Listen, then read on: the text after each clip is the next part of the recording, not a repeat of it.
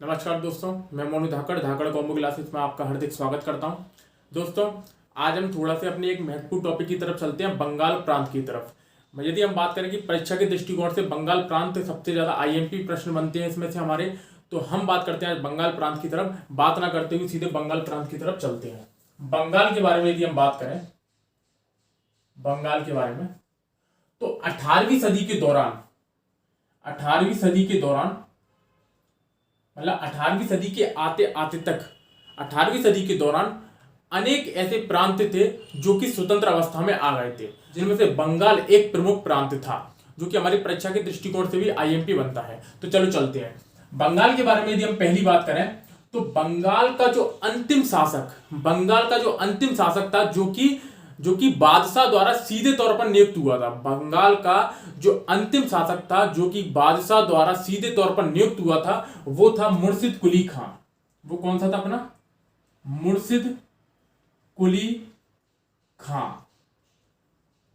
जो कि 1717 से 1727 तक बना था। मुर्शिद कुली खां, मुर्शिद कुली खां बंगाल का अंतिम शासक वो था जो बादशाह द्वारा सीधे तौर पर नियुक्त हुआ था। मुर्शिद कुली खां के बारे में बात करें तो इसने अपनी राजधानी ढाका से मुर्शिदाबाद ले गया। कहां से? ढाका से मुर्शिदाबाद ले गया। इसका एक महत्वपूर्ण उपलब्धि ये थी कि इसने अपने यहां पर इजारेदारी व्यवस्था को प्रारंभ किया। इजारेदारी व्यवस्था को प्रारंभ किया इसने, इजारेदारी व्यवस्था को इसने प्रारंभ किया। इसका मतलब ये एक तरीके से कि इसने क्या किया था कि इसने दो प्रमुख काम किए थे। तो एक तो ये क्या करता था, मतलब जो है कि छोटे जो व्यापार उनको समाप्त कर रहा था और बड़े व्यापार उनको क्या दे रहा था, ये बढ़ावा दे रहा था। दूसरी बात कही इजारेदारी व्यवस्था। इजारेदारी व्यवस्था का मतलब ये है, अगर इसके जो मंत्रिमंडल में जो शामिल थे उसमें जो इजारेदारी व्यवस्था का जो प्रमुख था, उसके द्वारा ये क्या करता था, रैयतों से सीधा राजस्व को वसूल करता था। इसका मतलब क्या है कि बीच में कोई आता नहीं था, ठीक है, लेन देन करने वाला। जैसे कि जो होते ना बीच में बिचौलिए टाइप के, उनकी आवश्यकता नहीं पड़ती थी। इसने सीधे इजारेदार अपने जो भी प्रमुख थे उनसे रैयतों से सीधा क्या करते थे, राजस्व ये वसूल करते थे। तो ये इसमें प्रमुख कहानी थी। एक ढाका से मुर्शिदाबाद ले गया, इजारेदारी व्यवस्था किया, तो छोटे जमींदारों का उन्मूलन किया, बड़े जमींदारों को उसने क्या किया, प्रोत्साहित किया। और सबसे बड़ी बात जिसकी ये है कि ये बादशाह द्वारा सीधे तौर पर नियुक्त बंगाल का अंतिम शासक था। ठीक है। मुर्शिद कुली खां के बाद इसका पुत्र आता है। मुर्शिद कुली खां के बाद इसका पुत्र आता है, जिसका नाम है शुजाउद्दीन। शुजाउद्दीन, शुजाउद्दीन इसका पुत्र आता है। ठीक है। इसके बारे में यदि हम बात करें तो ये 1727 से 1738 तक रहता है शासन में। ठीक है। शुजाउद्दीन बादशाह द्वारा तो स्वतंत्र हो गया था, लेकिन इन्हें एक कर भेजना पड़ता था। एक इन्हें क्या भेजना पड़ता था, कर भेजना पड़ता था। तो इस शुजाउद्दीन का एक प्रमुख उपलब्धि केवल इतनी है कि ये व्यवहार में तो मुगल बादशाह से स्वतंत्र रहा था, या फिर व्यवहार में तो बिल्कुल स्वतंत्र रहा था, केवल और केवल कर भेजा करता था। केवल और केवल क्या करता था, बादशाह मुगल दरबार में क्या भेजता था, कर भेजता था। और व्यवहार में जो पूरी तरीके से क्या रहता था, स्वतंत्र रहता था। ठीक है। इस बाद इसके बारे में और कुछ नहीं जानना अपन को। शुजाउद्दीन के बाद इसका पुत्र आता है सरफराज। सरफराज, सरफराज के बारे में याद रखना कि सरफराज को एक उपाधि मिली थी जिसका नाम है आसफ उद्दौला, आसफ उद्दौला हैदर जंग की। आसफ उद्दौला हैदर जंग की इसको क्या मिली थी, उपाधि मिली थी। किसको? सरफराज को। ठीक है। इसने क्या किया था, इसने जो बादशाह को जो कर भेजा जाता था उसमें क्या कर दी थी, इसने कर में क्या कर दी थी, कमी कर दी थी। इसने बादशाह को जो कर भेजा जाता था, इसने उसमें क्या कर दी थी, कमी कर दी थी। ठीक है। दूसरी बात इसने क्या किया था, इसने जो बिहार का सूबेदार था उस टाइम पे, जो बिहार का जो सूबेदार था उस टाइम पे, जिसका नाम क्या था, अली वर्दी खां। क्या नाम था? अली वर्दी खां। तो बिहार के सूबेदार अलीवर्दी खां से इसका क्या हुआ, युद्ध हुआ। इसका क्या हुआ, बिहार के अलीवर्दी खां से इसका क्या हुआ, युद्ध हुआ।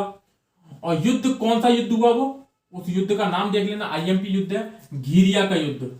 किसका? घिरिया का युद्ध। कब हुआ था? 1740 में। ठीक है। तो सरफराज का जो युद्ध हुआ था अलीवर्दी खां से, वो घिरिया का युद्ध हुआ था। इसमें क्या हुआ था, सरफराज क्या हो गया था, पराजित हो गया था और अलीवर्दी खां जीत गया था। ठीक है, तो अलीवर्दी खां यहां से क्या बन गया था, बंगाल का शासक बन गया था। और अलीवर्दी खां के शासन काल में ही बंगाल दिल्ली से पूर्णतः स्वतंत्र हो गया था। अलीवर्दी खां के शासन काल में ही बंगाल जो है वो दिल्ली से पूर्णतः स्वतंत्र हो गया था। तो यहां तक कि मेरे ख्याल से कहानी आप लोगों को समझ में आ गई होगी कि अलीवर्दी खां का सरफराज से क्या हो गया था, आक्रमण हुआ था, युद्ध हुआ था। घिरिया के युद्ध में अलीवर्दी खान ने इसको क्या कर दिया था, पराजित कर दिया था। ठीक है, अब चलते हैं थोड़ा सा अपन आगे।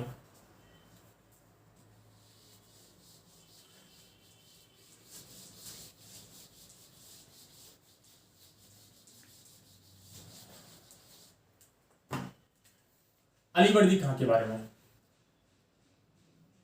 अलीवर्दी खां के बारे में। ठीक है, अलीवर्दी खां ने क्या किया था, अलीवर्दी खां को दिल्ली से एक उपाधि मिली थी, उसके बारे में याद रख लेना, महावत जंग की उपाधि। महावत जंग की उपाधि। तो महावत जंग की उपाधि किसने धारण की थी, अलीवर्दी खां ने। किसको मिली, मतलब किसने दी थी, दिल्ली के बादशाह द्वारा इसको क्या मिली थी, उपाधि मिली थी महावत जंग की।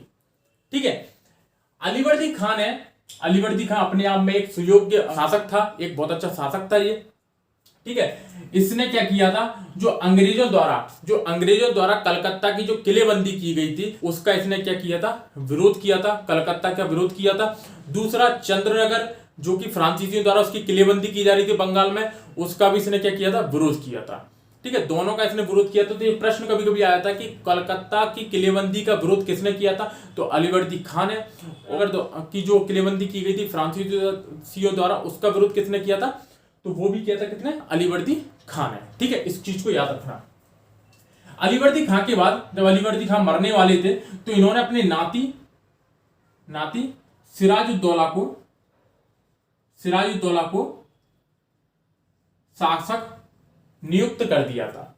अपने नाती सिराजुद्दौला को इन्होंने क्या कर दिया था, शासक नियुक्त कर दिया था। इस चीज को आप याद रखना थोड़ा सा। ठीक है, तो यहां तक की कहानी आपको समझ में आ गई होगी कि अलीवर्दी खां के बाद कौन आया शासक में, सिराजुद्दौला। ठीक है, अब जरा हम पढ़ लेते हैं सिराजुद्दौला के बारे में।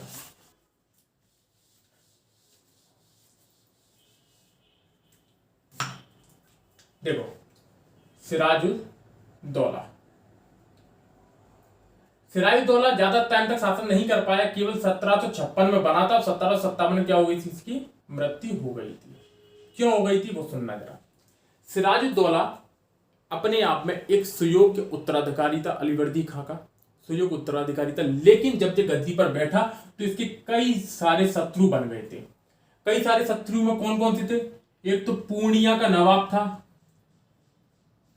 पूर्णिया का नवाब जिसका नाम था शौकत जंग।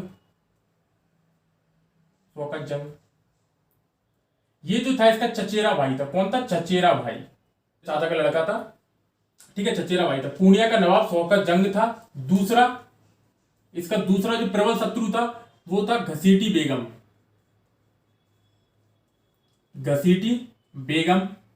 जो इसकी क्या थी, मौसी लगती थी। तीसरा इसका जो शत्रु था वो था मीर जाफर, जो कि क्या था, इसका सेनापति था। ये तीनों क्या है, इसके बारे में हमेशा इसको गद्दी से हटाने के बारे में सोचते रहते थे। ठीक है, तो सिराजुद्दौला के तीन प्रबल शत्रु कौन थे, पूर्णिया का नवाब शौकत जंग जो कि चचेरा भाई था, घसीटी बेगम जो कि मौसी थी, मीर जाफर जो कि इसका क्या था, सेनापति था। अब ध्यान से देखना, सिराजुद्दौला ने क्या किया, जो पूर्णिया है, पूर्णिया के नवाब को एक युद्ध था, मनिहारी का युद्ध,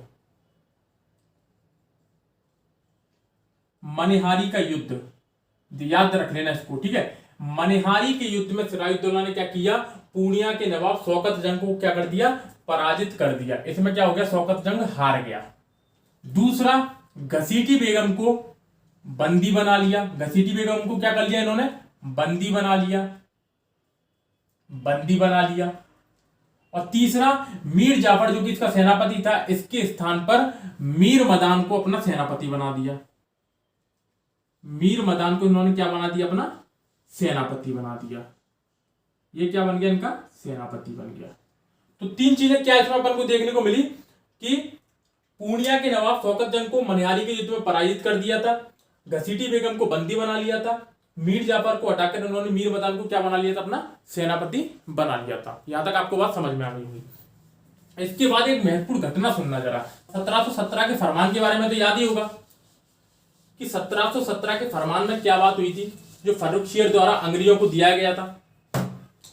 तो 1717 के फरमान जो कि फर्रुखशियर द्वारा दिया गया था, फर्रुखशियर द्वारा अंग्रेजों को प्रदान किया गया था, जिसमें 3000 रुपए वार्षिक कर के बदले में आप इनको दिल्ली में पूर्ण तरीके से व्यापार करने की क्या मिल गई थी, स्वतंत्रता मिल गई थी। ठीक है, आधे भारत में इनको क्या मिल गई थी, पूर्ण तरीके से स्वतंत्रता मिल गई थी। लेकिन हुआ क्या, इस फरमान का अंग्रेजों ने गलत दुरुपयोग करना शुरू कर दिया। केवल उन्हें व्यापार की छूट मिली थी, लेकिन उन्होंने क्या कर दिया, दिमाग खराब तो तब हुआ सिराजुद्दौला का जब उन्होंने विलियम कॉलेज जो कि कलकत्ता में है, फोर्ट विलियम कॉलेज जो कि कलकत्ता में है, उसकी क्या कर दी उन्होंने, किलेबंदी कर दी। फोर्ट विलियम कॉलेज की उन्होंने क्या कर दी, किलेबंदी कर दी। और फोर्ट विलियम की किलेबंदी की बिना किसके पूछे, सिराजुद्दौला के पूछे। तो सिराजुद्दौला से इन्होंने क्या नहीं ली, परमिशन नहीं ली, और इन्होंने क्या कर दिया, फोर्ट विलियम कॉलेज की किलेबंदी कर दी। जिससे क्या हो गया, सिराजुद्दौला का दिमाग खराब हो गया। सिराजुद्दौला ने कलकत्ता पर आक्रमण कर दिया। सिराजुद्दौला ने क्या कर दिया, कलकत्ता पर आक्रमण कर दिया। और इस टाइम पे यहां पर जो गवर्नर था उसका नाम था गवर्नर ड्रैक। यहां पे इस टाइम पे जो गवर्नर था वो कौन था, गवर्नर ड्रैक। तो गवर्नर ड्रैक क्या है, सिराजुद्दौला के आक्रमण से भाग गया। ठीक है, और कलकत्ता पर सिराजुद्दौला ने क्या कर लिया, अधिकार कर लिया। कलकत्ता पर अधिकार कर लिया। अब कलकत्ता पर अधिकार कर लिया तो वहां पर सिराजुद्दौला को 146 कहीं 123 मिलता है। तो 146 लोगों को क्या कर लिया, इसने बंदी बना लिया। जो भी मिले थे, जितने भी लोग मिले थे, तो 146 लोग मिले थे, उन्हें क्या कर लिया इसने, बंदी बना लिया। और एक कोठरी में जाके रात भर बंद कर दिया था। एक कोठरी में रात भर के लिए बंद कर दिया था। तो उस कोठरी में ना तो हवा का कोई साधन था, ना तो कुछ कोई साधन था, ना पानी था, ना खाना था, ना कुछ था, कुछ भी नहीं था। उस कोठरी को कहा जाता है काल कोठरी त्रासदी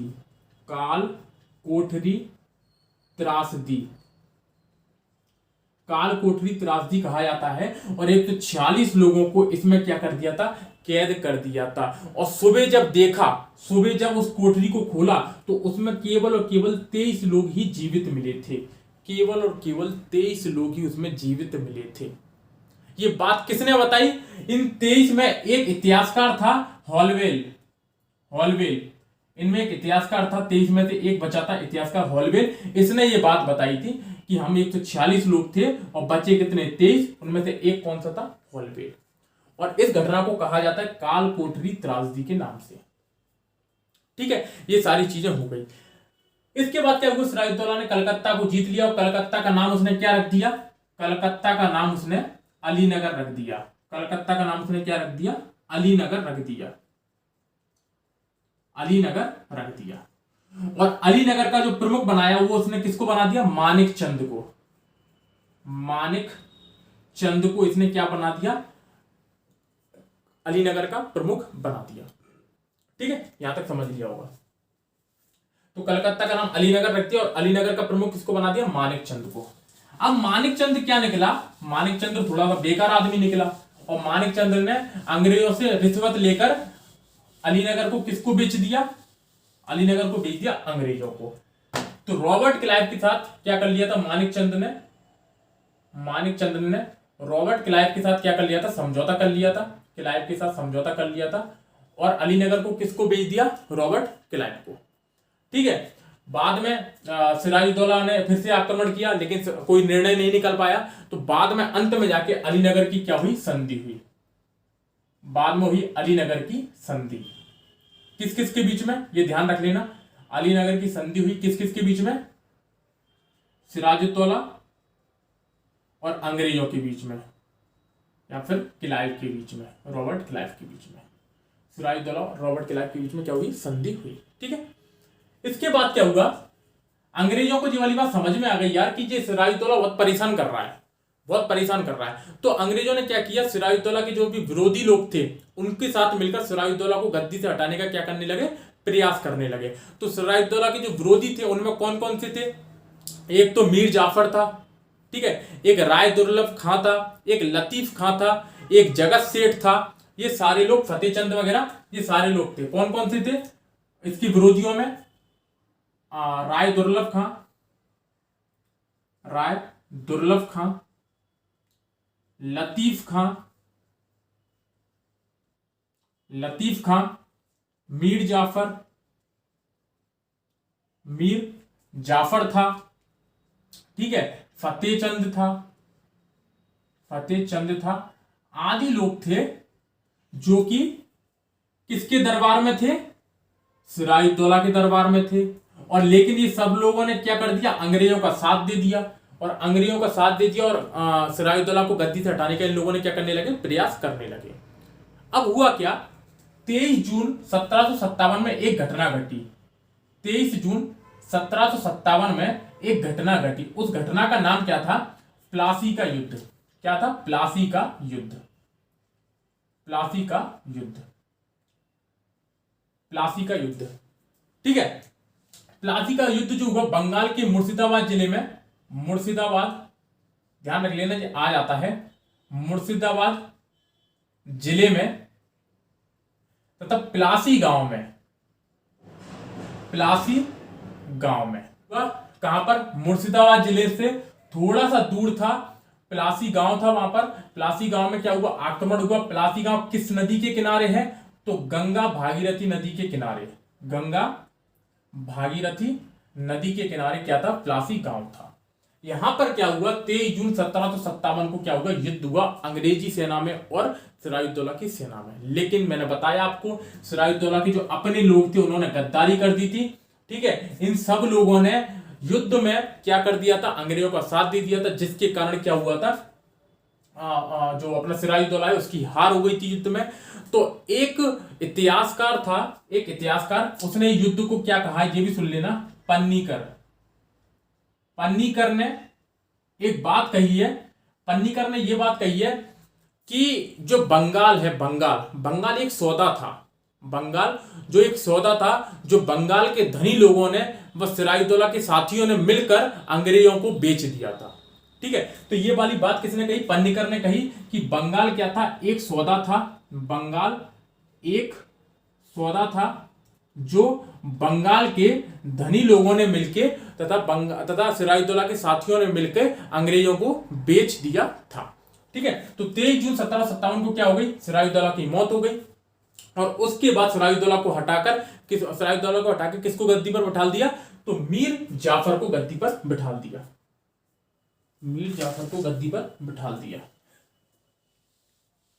ठीक है, अपन कहानी को जोड़ते हुए चल रहे हैं, पूरी कहानी ध्यान से समझना, सब समझ में आ जाएगा। इसके बाद कौन गद्दी पर बैठा, मीर जाफर। मीर जाफर 1757 में गद्दी पर बैठा, 1760 तक। ठीक है, तो मीर जाफर गद्दी पर बैठा। मीर जाफर कौन था, अंग्रेजों का एक तरीके से समर्थक था, मैंने बताया आपको। ठीक है, मीर जाफर जैसे ही गद्दी पर बैठा, ये क्या करता था, अंग्रेजों को कर देता था। प्रारंभ में जैसी गद्दी पर बैठा 3 करोड़ रुपए इसने क्या कर दिए, अंग्रेजों को दे दिए। ठीक है, क्योंकि शासक बनना चाहता था भाई, अंग्रेजों ने मदद की थी तो गुलामी तो करनी पड़ेगी। इसको अंग्रेजों ने इतना प्रताड़ित कर दिया था, रॉबर्ट क्लाइव ने इसको इतना प्रताड़ित कर दिया था, कभी पैसा ले रहा है, कहीं कुछ कर रहा है, इसके प्रशासन को चलने नहीं दे रहा। अब भाई ये तो वहां का शासक है, जनता तो इससे जवाब मांगेगी। अब इसके पास धनी नहीं होगा, इसके पास कुछ पावर नहीं होगी, क्योंकि अंग्रेज बीच में अड़चन अड़ा रहे थे। मतलब गर्मी में जो बन तो गया शासक, लेकिन जनता को तो तुम्हें जवाब देना ही पड़ेगा, तो ये जनता को जवाब नहीं दे पा रहे थे, इसलिए इनकी दिमाग खराब हो रहा था। तो इन्होंने क्या किया, मीर जाफर ने सोचा कैसे भी करके अंग्रेजों को पराजित करो। तो अंग्रेजों को पराजित करने के लिए इसने क्या किया, डचों से मदद मांगने की कोशिश की। इसने क्या मांगी, डचों से मदद मांगने का प्रयास किया। डचों से मदद मांगने का इसने क्या किया, प्रयास किया। लेकिन डचों से मदद तो मांगी, लेकिन डच खुद 1759 में 1759 में बेंदारा के युद्ध में, कौन से युद्ध में, बेंदारा के युद्ध में अंग्रेजों से पराजित हो गए थे। तो डच तो खुद ही मर गए थे, वो कहां से मदद करते। तो डच 1759 में बेंदारा के युद्ध में पराजित हो गया, लेकिन अंग्रेजों को यह बात पता पड़ गई कि मीर जाफर हमें क्या हटाना चाहता है। तो अंग्रेजों ने क्या किया, मीर जाफर में लात मारी और मीर जाफर के स्थान पर किसको बिठा दिया, मीर कासिम को। मीर कासिम को क्या बिठा दिया, गद्दी पर बिठा दिया। ये बात आपको समझ में आई होगी। तो मीर जाफर के स्थान पर मीर कासिम को गद्दी पर उसने बिठा दिया। अब मीर कासिम क्या था, अलीवर्दी खां के उत्तराधिकारियों में सबसे योग्य उत्तराधिकारी मीर कासिम था। बड़ा ही ब्रिलियंट व्यक्ति था। ठीक है, ये समझ गया था कि भाई काम चल नहीं रहा सही, तो ये क्या करने लगा कि अपनी राजधानी को मुर्शिदाबाद से कहां ले गया, मुंगेर ले गया। ये अपनी राजधानी को मुर्शिदाबाद से कहां ले गया, मुंगेर ले गया। ठीक है, मुंगेर में इसने तोप खाना बनवाया, सारी चीजें बनवाई। और इसने क्या है, गुर्गेन खां एक आर्मेनियन था, यूरोपीय व्यक्ति था। उसके प्रशिक्षण में अपनी सेना शक्ति को मजबूत कर रहा था। अपनी सैनिक शक्ति को क्या कर रहा था, ये मजबूत कर रहा था। यूरोपीय ढंग से प्रशिक्षण करवा रहा था अपने गुर्गिन खां के नेतृत्व में सैनिक शक्ति को। तो मुर्शिदाबाद से ये कहां ले गया, मुंगेर ले गया। ठीक है, अब सबसे बड़ा इसने काम क्या कर दिया, ध्यान रखना, मीर कासिम ने सबसे बड़ा काम क्या किया जिससे अंग्रेजों की सुलग गई। तो अंग्रेजों की सुलगने का कारण क्या था कि मीर कासिम ने क्या है, अंग्रेजों को तो फरमान जारी हो गया था 1717 में, जिसके कारण वो क्या कर रहा था, व्यापार कर से मुक्त हो गया था 3000 वार्षिक के बदले में। तो इसने क्या किया मीर कासिम ने कि अंग्रेज जो अपनी ज्यादा चला रहे थे, उसने अन्य जो व्यापारी थे उनको भी चुंगी कर से मुक्त कर दिया। अब एक बात बताओ, अंग्रेज चुंगी कर से मुक्त हो गए, ये उन्हें फायदा था, लेकिन अब सभी मुक्त हो गए, फिर क्या टिंडे फायदा था, फिर क्या फायदा। तो वही चीज इसने कर दिया मीर कासिम ने कि मीर कासिम ने बाकी सभी व्यापारियों को चुंगी कर से क्या कर दिया, मुक्त कर दिया। जिसके कारण क्या हुआ, अंग्रेजों को घाटा होने लगा। अंग्रेजों ने कहा यार ये तो बड़ा बदमाश आदमी निकला, इसको हमने बना के गलती कर दी। तो अंग्रेजों ने तुरंत मीर कासिम को गद्दी से हटाकर उसने बोला भैया हम तो दोबारा मीर जाफर को बना देंगे, कम से कम बुद्धिमान तो नहीं है, हमारी बात तो सुनता है। मीर जाफर को इन्होंने मीर कासिम को हटा के मीर जाफर को दोबारा गद्दी पर बिठा दिया। ठीक है, अब मीर जाफर को इन्होंने गद्दी पर बिठाला तो मीर कासिम तो भाई बुद्धिमान व्यक्ति था। मीर कासिम गया मुगल बादशाह शाह आलम द्वितीय के पास, और मुगल बादशाह शाह आलम द्वितीय के पास गया मीर जाफर, और मीर जाफर ने कहा कि देखो सर ऐसा है, आप बादशाह हो लेकिन बादशाह जैसी आप में कोई ताकत बची नहीं है। क्यों, क्योंकि सारा शासन कौन चला रहा है, अंग्रेज चला रहे हैं। तो कब तक ऐसी बुज्जली से आप जिंदगी को जियोगे, क्यों ना एक बार अच्छे से युद्ध ही लड़ लिया जाए, या तो हार होगी या विजय होगी। हार गए तो वैसे भी हार ही रखे हैं, जीत गए तो क्या कहना। तो वो वाली कहानी फिट बैठ गई। तो ये मीर कासिम गए शाह आलम द्वितीय के पास। तो शाह आलम द्वितीय ने बोला ठीक है भाई हम तुम्हारी बात को मानने के लिए तैयार हैं। तो शाह आलम द्वितीय मीर कासिम के साथ मिल गए। फिर अवध के नवाब शुजाउद्दौला के पास ये लोग गए, अवध के नवाब शुजाउद्दौला के पास। तो अवध के नवाब शुजाउद्दौला के पास गए तो अवध के नवाब शुजाउद्दौला भी मंजूर हो गया। फिर क्या हुआ, ध्यान से देखना, फिर क्या हुआ,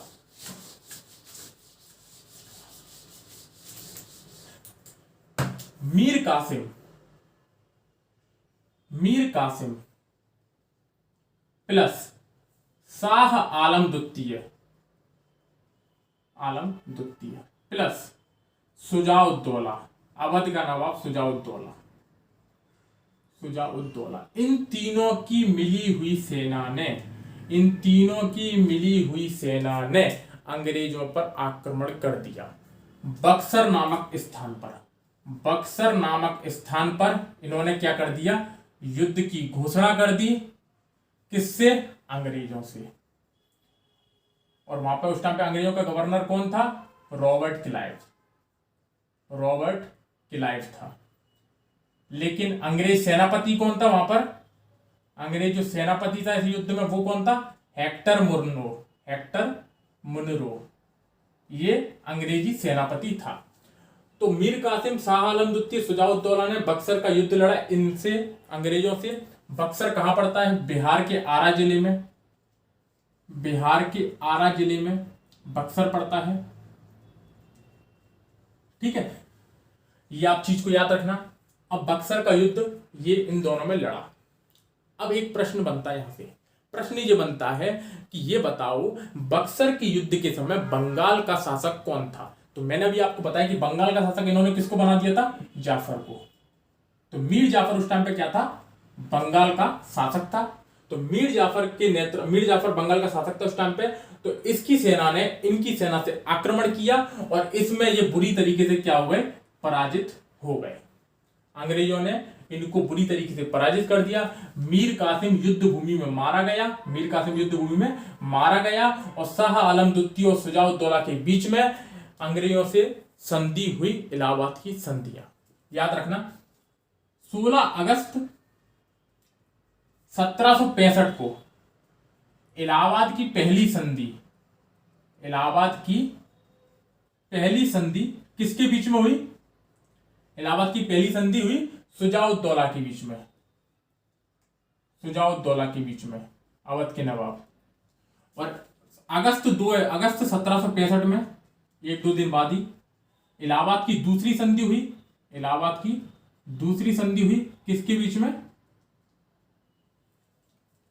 शाह आलम द्वितीय के बीच में, शाह आलम द्वितीय के बीच में, जिसमें शाह आलम द्वितीय ने बंगाल, बिहार, उड़ीसा की सूबेदारी किसको दे दी? अंग्रेजों को दे दी। 26 लाख रुपए हर्जाना के रूप में, 26 लाख रुपए वार्षिक हर्जाना के रूप में, वार्षिक हर्जाने के रूप में। तो ये 26 लाख रुपए अंग्रेज इनको देंगे और पूरी सूबेदारी किसको दे दी गई? अंग्रेजों को दे दी गई। और यहां से बंगाल पर पूरी तरीके से नियंत्रण किसका हो गया? अंग्रेजों का हो गया। बंगाल को मिलकर, बंगाल जैसा बड़ा प्रांत जब अंग्रेजों को मिला तो अंग्रेज बहुत ज्यादा प्रसन्न हो गए, क्योंकि बंगाल में जो कर है, सारी चीजें बहुत अच्छा, पूरा माहौल बहुत बेहतरीन हो गया। अंग्रेजों को पूरी तरीके से व्यवस्था सुलभ मिल गई। ठीक है, तो ये सारी चीजें हुई। बाद में कुछ टाइम बाद 1772 समथिंग में बंगाल में बहुत बड़ा अकाल पड़ा था। अकाल में लगभग 20 से 25 लाख लोग मर गए थे। ठीक है, इन्होंने क्या कर दिया था उस टाइम पे? जमीन पर क्या लगा दिया? कर बढ़ा दिया, सारी चीजें बढ़ा दी। तो ये बात की घटनाएं हैं, लेकिन यहां तक अपन को पता पड़ता है कि बंगाल के बारे में क्या कहानी थी। और बंगाल अंग्रेजों के नियंत्रण में चला गया। इसके बाद पूरे भारत पर एक तरीके से शासक किसका हो गया? अंग्रेजों का हो गया। यहां पर एक चीज याद रख लेना, 2 पॉइंट IMP लिखवा देता हूं कि 1758 में पहली बार बंगाल का गवर्नर कौन बना? तो बंगाल का गवर्नर बना रॉबर्ट क्लाइव। बंगाल का गवर्नर बना रॉबर्ट क्लाइव। तो बंगाल का पहला गवर्नर कौन था? रॉबर्ट क्लाइव था। ये भी प्रश्न आ जाता है। और 1764 में ये द्वारा बंगाल का गवर्नर बना, द्वारा बंगाल का क्या बना जी? रॉबर्ट क्लाइव गवर्नर बना। ठीक है, इस चीज को आप याद रख लेना। ठीक है, तो ये सारी ये कहानियां थी जो मैंने आपको जोड़ जोड़ के समझाई। मेरे ख्याल से पूरा बंगाल मैंने आपको इस सीरीज में समाप्त करवा दिया है। ठीक है, ऐसे ही कर करके मैं आपको अच्छे से टॉपिक बीच बीच में आके दे दिया करूंगा। और यदि वीडियो आपको पसंद आए तो लाइक, शेयर, कमेंट करके जरूर बताना कि कैसी है। ठीक है, सब्सक्राइब करना चैनल को। फिर मिलते हैं किसी नेक्स्ट टॉपिक के साथ। यदि किसी को कोई दिक्कत हो रही है किसी टॉपिक में तो वो मुझे बता दे, तो मैं उनको वो टॉपिक करवा दूंगा। ठीक है, जय हिंद, जय भारत।